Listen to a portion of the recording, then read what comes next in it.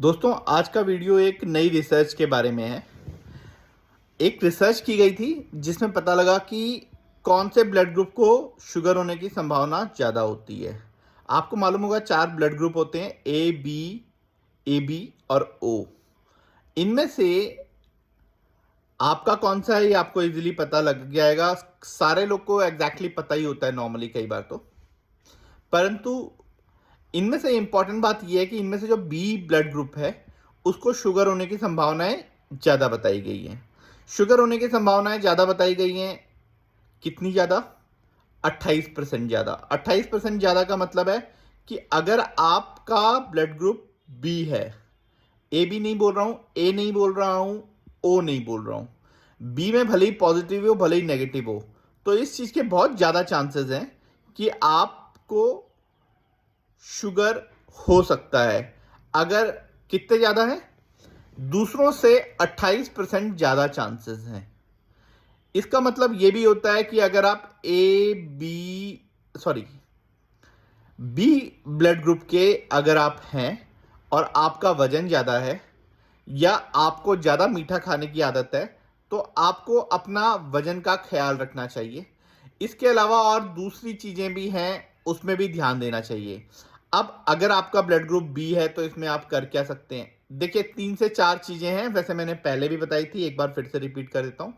एक तो अपने खाने में मीठे का प्रयोग थोड़ा सा कम करें एक एज के बाद में, एटलीस्ट 35 की एज के बाद में या 40 की एज के बाद में मीठे का प्रयोग कम करना शुरू कर दीजिए। इसके अलावा अपने खाने में करेले का प्रयोग ज़्यादा करना शुरू कर दीजिए। मेथी की सब्जी का प्रयोग ज़्यादा करना शुरू कर दीजिए। इस टाइप की वो सब्जियां जो इंसुलिन को प्रोड्यूस करती हैं उनको अपने खाने में नियमित रूप से ऐड कर लीजिए। हफ्ते में कम से कम 2 बार इन वाली चीज़ों का प्रयोग कीजिए।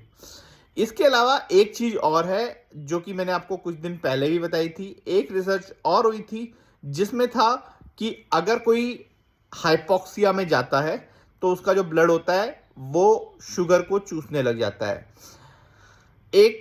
जब वो हाइपोक्सिया से वापस आता है तब भी ये वाली कंडीशन जो है वो बनी रहती है। तो इसको मैनेज कर, मतलब एक बार आप हाइपोक्सिया को क्रिएट करने के लिए क्या कर सकते हैं?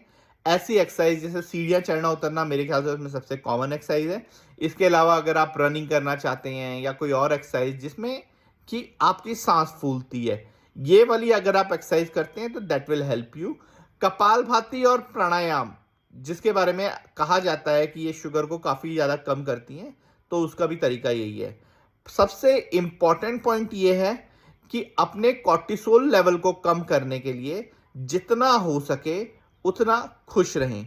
अगर आप खुश रहेंगे तो आपकी बॉडी का जो मैकेनिज्म है वो इंसुलिन सेंसिटिविटी को मैनेज रखेगा। इंसुलिन सेंसिटिविटी मैनेज रखने से क्या होगा? ना आपकी बॉडी के अंदर बहुत ज़्यादा अनावश्यक मोटापा आएगा, ना आपको शुगर होने के चांसेस रहेंगे। और अगर हो भी गया तो भी वो जल्दी ही चीज़ें ठीक होंगी। इसी मंत्र के साथ आपके लिए वो वाली जानकारियां देते हुए, वो वाले रहस्य बताते हुए जो आपके स्वास्थ्य के लिए जरूरी हैं, मैं डॉक्टर अंशुमन जोशी आपसे विदा लेता हूं। जय धन्वंतरी, जय आयुर्वेद।